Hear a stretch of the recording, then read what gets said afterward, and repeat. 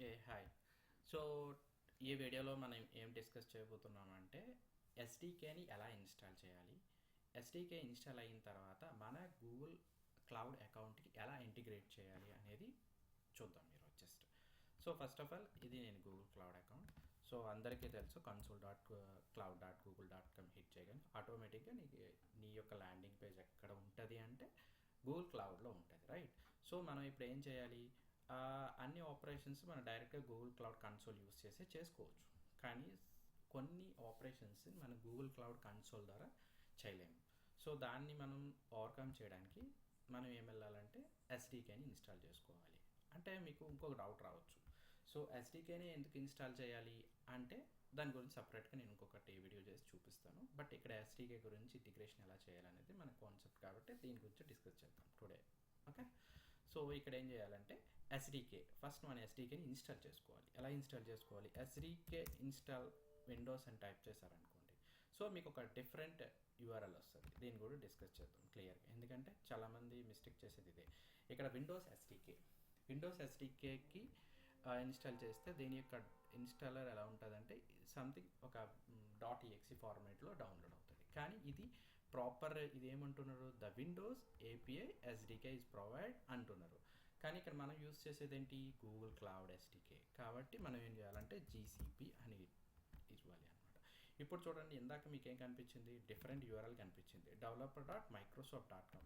ఎందుకంటే ఈ ఎస్డికే దేనికి సంబంధించింది అంటే విండోస్కి సంబంధించింది.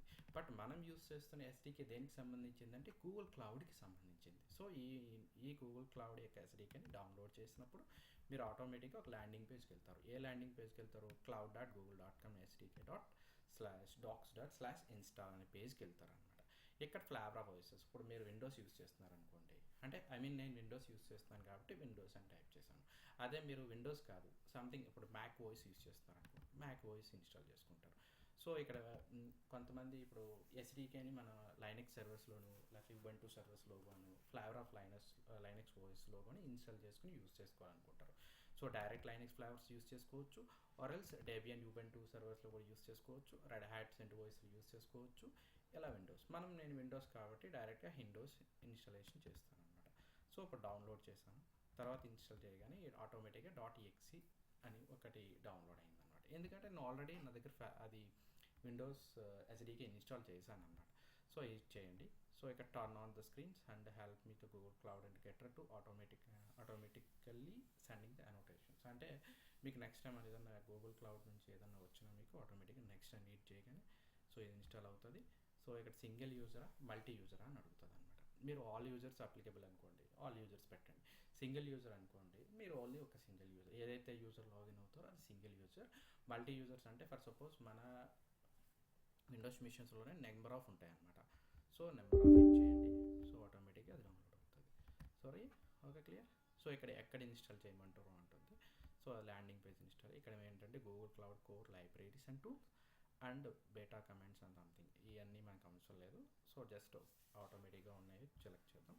సో ఇది already install the free depend, yes. So ఇది ఆల్రెడీ ఇన్స్టాల్ చేశాను కాబట్టి నాకు ఇలా వస్తుంది అనమాట. వన్స్ ఇన్స్టాలేషన్ కంప్లీట్ అయిన తర్వాత మీకు ఎలా అనిపిస్తుంది అంటే చూద్దాం. ఇక్కడ షో డ్రైవ్ చూడండి, ఇక్కడ మీకు ఆల్రెడీ ఇన్స్టాలేషన్ చేశాను కాబట్టి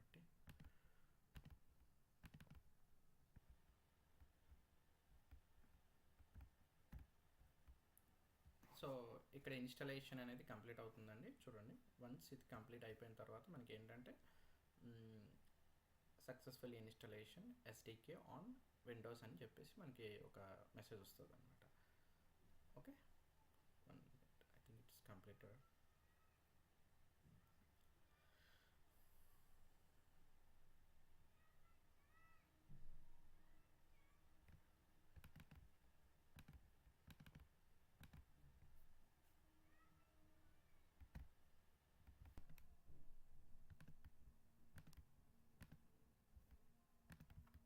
సో ఇక్కడ మీకు సక్సెస్ఫుల్లీ గూగుల్ క్లౌడ్ ఇన్స్టాల్ అయింది. చూడండి, ఇక్కడ Google Cloud CLA has been installed. Okay, next hit చేయండి. దట్ షార్ట్ కట్స్ అని క్రియేట్ అయిన తర్వాత ఆటోమేటిక్గా మీకు ఒక పాపప్ అనేది వస్తుంది అనమాట.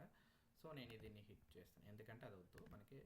ఇక్కడ కమాండ్ లైన్కి వెళ్ళండి, ఇది ఓపెన్ చేయండి. కమాండ్ లైన్ ఓపెన్ చేసిన తర్వాత మీకు ఇక్కడ మనం ఇన్స్టాల్ చేసిన ఎస్డికే సక్సెస్ఫుల్గా ఇన్స్టాల్ అయిందని చూపించింది. బట్ అది మనం చెక్ చేసుకోవాలి కదా.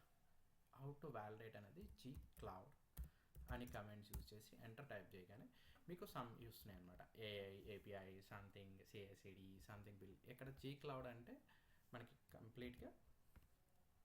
కంప్లీట్గా మనకి ఏం జరుగుతుందంటే ఎస్డికే సక్సెస్ఫుల్గా ఇన్స్టాల్ అయిందని చెప్పేసి. ఓకే, ఇప్పుడు మనం నెక్స్ట్ చూడాల్సింది ఏంటి,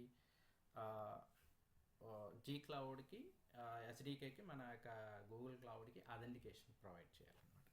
సో జీ క్లౌడ్ ఆత్ లాగిన్ అని హిట్ చేశారంటే మీకు ఇది మీకు క్లియర్ చేస్తాను. క్లియర్, ఇక్కడ చూడండి, జీ క్లౌడ్ ఆత్ లాగిన్ అని హిట్ చేశారనుకోండి మీకు ఆటోమేటిక్గా ఒక వస్తుంది అనమాట. ఇక్కడ already successfully the account choose అని, ఏ అకౌంట్ అంటే ఈ అకౌంట్ చూజ్ చేయండి. ఈ అకౌంట్ చూజ్ చేయగానే ఇక్కడ హిట్ చేయగానే మీకు ఒక పాపప్ వస్తుంది అనమాట. ఎస్డికే ఇన్స్టాల్ చేయమన్నది అలౌ చేసేయండి. అలౌ చేస్తే successfully authenticated. You are now authenticated with the Google Cloud G Cloud CLI.